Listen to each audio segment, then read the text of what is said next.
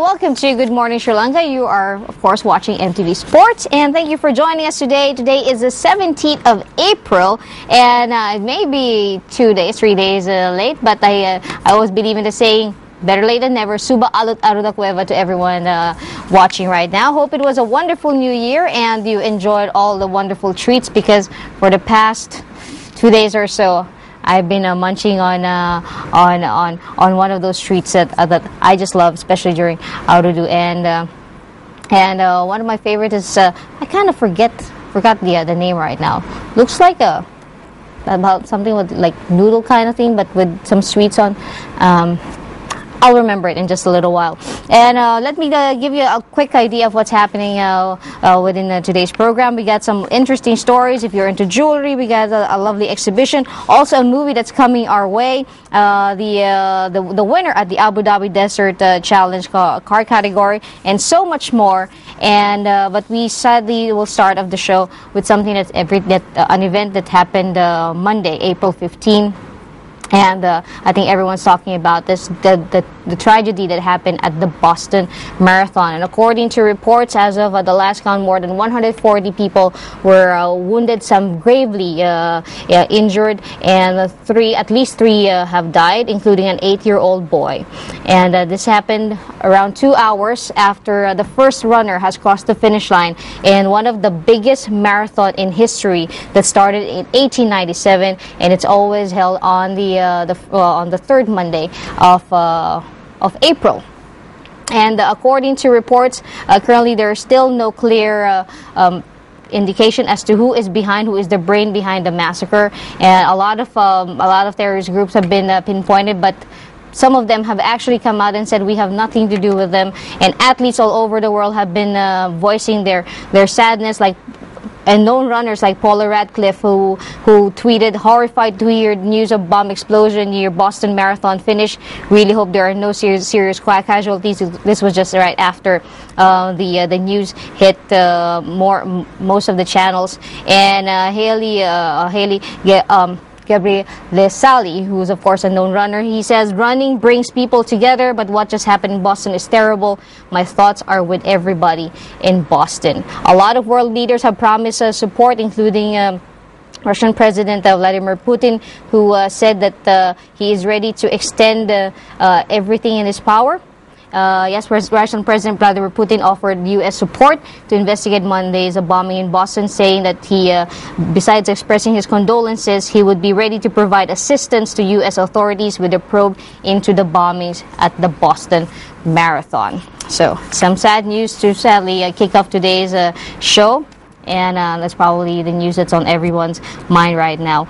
Now, let's go on to more on the lighter side of things. If you're into jewelry, I know there's no better way to segue, but to just give it to you. There's a wonderful jewelry exhibition that happened in the Saudi capital of Riyadh, where more than 70 exhibitors have taken part, including very prestigious brands, and even French watchmaker Charles Jourdan and a collection of local Saudi designs were part of this. So check it out, especially if you're into jewelry. Jewelry designers from around the world are showcasing their dazzling designs at a fair in the Saudi capital, Riyadh. More than 70 exhibitors are taking part in this year's fair, including heritage label Faberge, French watchmaker Charles Jourdan, and a collection of local Saudi designs. The exhibition's organizers said it had attracted large crowds. Saudi Arabia has always been a top consumer of jewelry, behind India, China, the United States, and Turkey. New companies are looking to break into this lucrative market at the same time as competing with more established suppliers. Luxury French watchmaker Charles Jourdan were among the exhibitors. We feel Saudi Arabia is a very important country in Middle East, so it's very important for us to be here every year. It's the second year we participate in the jewelry salon. The fair provides a platform for collectors and jewelry lovers to buy the luxury accessories on show. Saudi woman Mana Al Assad said the fair provides people with the opportunity to see everything under one roof. The Saudi women tour several countries so she can shop and find the latest models of jewelry. But the good thing about this exhibition is that it gives her the chance to find various kinds of jewelry from various countries in just one place. Saudi jewelry designer Lillian Ismail is one of the youngest participants at the fair. She says she hopes to inspire other young girls to start showing off their creative talents. The problem is that we don't have a lot of Saudi girls in the jewelry field, and they're not quite known for participating in such fairs. This is the problem, but I'm starting to solve it, firstly by designing my own jewelry and then taking part in fairs. I encourage girls to take part even if they're young or are 17 years old. I tell them to enrich their talents and go ahead in their way and do not stop until you progress to the top. In 2010, Saudi Arabia consumed 72.95 tons in gold jewelry, according to figures from the World Gold Council. In 2011, demand for jewelry in Saudi Arabia reached 55.9 tons, according to figures from the same source. The Middle Eastern jewelry market is considered strong due to cultural traditions associated with shifting gold jewelry at various life events, as well as a growing trend amongst young generations who enjoy wearing the pieces. Jawad Al-Rashid, a visitor from Riyadh, said many people buy jewelry for investment purposes. Many Saudis are buying jewelry. They like the acquisition of jewelry. In fact, it is a very beautiful thing. Also, jewelry could be a safety factor for people during the bad days, during which they can sell it and benefit from it. One of the most expensive pieces on display was a rare Golconda pink diamond by Fabaj. The seller, Anthony Lindsay, said the ring retail value is about $2.6 million US. The International Jewelry Salon is considered to be the largest event of its kind in the region. Well, there you go. The most expensive, if you kind of missed the amount, it was for a pink diamond, roughly worth $2.6 million. So that was the wonderful jewelry exhibition that happened at Saudi capital of Riyadh. And wow, it's amazing just to look at all this jewelry. And before we get to our next story, if you've been feeling a little bit, suffering from the heat, I believe that we are all thankful for the relief that we experienced on Monday and a little bit over Tuesday. Well, I got how the weather is going to look like for the next 3 days up next. But first, we should all, I think, be thankful because our next story is about the soaring heat that's experienced in the Indian eastern state of Odisha, where temperature rose to a scorching 42 degrees Celsius, and which made a lot of people, be more creative because they had to stay indoors because it's just too much of a punishment to be outside. So what did the people of eastern India do to fight off the heat? Here is that story.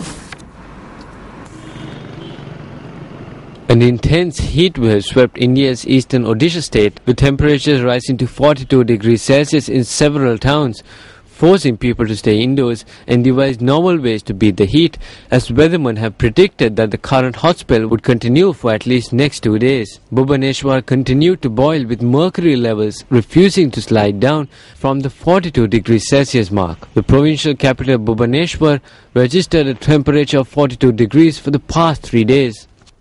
Locals in the city are taking all precautions to cope with the scorching sun as they cover themselves up with body gloves and move around under the shade of an umbrella.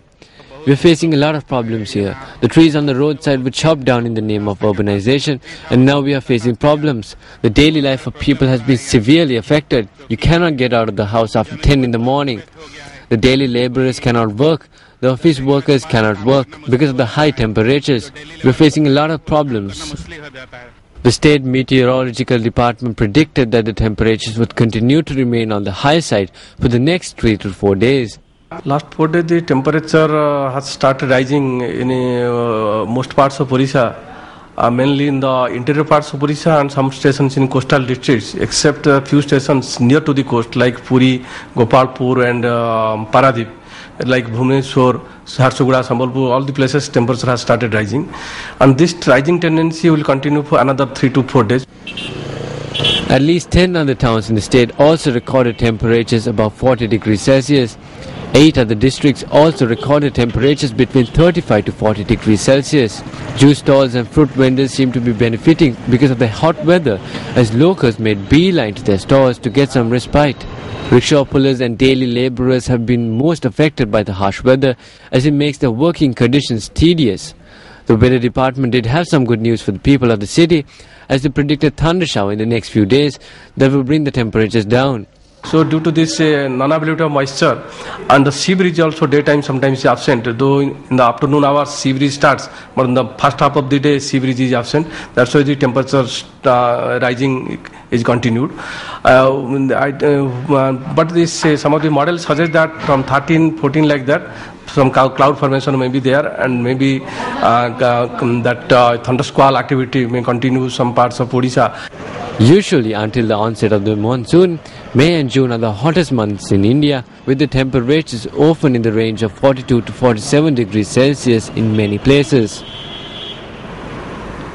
Seems it won't get any easier. Now a little bit of an idea of how today's weather tomorrow and the day after. Okay, a couple of hours from now, experience highs of 100 degrees Fahrenheit. Okay, this is not Celsius, so don't panic. 100 degrees Fahrenheit. Lows of 87 degrees Fahrenheit. It will be partly cloudy, warm. That will be the average feel for today, the first half of the day. In the afternoon, it will be mostly sunny, and let me just give it to you straight. It's going to be hot. Okay, 90 degrees Fahrenheit and highs of 105 degrees Fahrenheit. There's a 13% possibility of rains for today. Still, 13% is better because yesterday it was like last night was like 0% possibility of rain. In the evening, we'll get to a little bit more comfortable with lows of 77 degrees Fahrenheit. And for tomorrow, it is mostly sunny and hot weather. Expecting lows of 77% and that's 77 degrees Fahrenheit and highs of 104 degrees Fahrenheit, still with a 13% possibility of rains, and it continues on until Friday, highs of 90 degrees Fahrenheit, lows of 80 degrees Fahrenheit, also sunny and hot. So do the needful, drink a lot of water. That's what we all need to do. And now, because with the F1 season raging, I know a lot of my friends are crazy about F1. I'm not going to tell you how I feel about F1, but there's something that you might want to check out if you're an F1 fanatic. Although you might need to wait a little longer, for 5 months or so, for a wonderful movie that's going to be directed by the one and only Ron Howard, behind the same man who gave us Far and Away, Apollo 13, and this is a movie that's called Rush, and it's a biographical action film that's about some very famous racers back in the 70s. And to be more precise, the 1976 Formula One season. So, ladies and gentlemen, racers everywhere, here is Rush.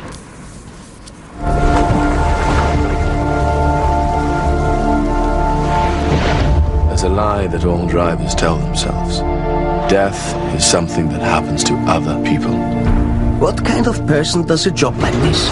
Each year, 2 of us die. James can be a loose cannon. Nick is a genius setting up the cars. I accept every time I get in my car. There's 20% chance I could die. Being driven around 170 miles per hour? This thing's a bomb on wheels. I'm quicker than all of you. Then let's race.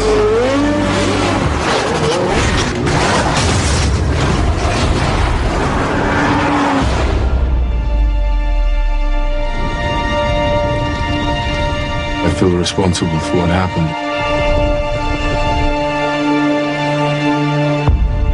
You were. But trust me, watching you win those races, you were equally responsible for getting me back in the car. I'm world champion, on the verge to become world champion again. I can beat this guy. Trust me.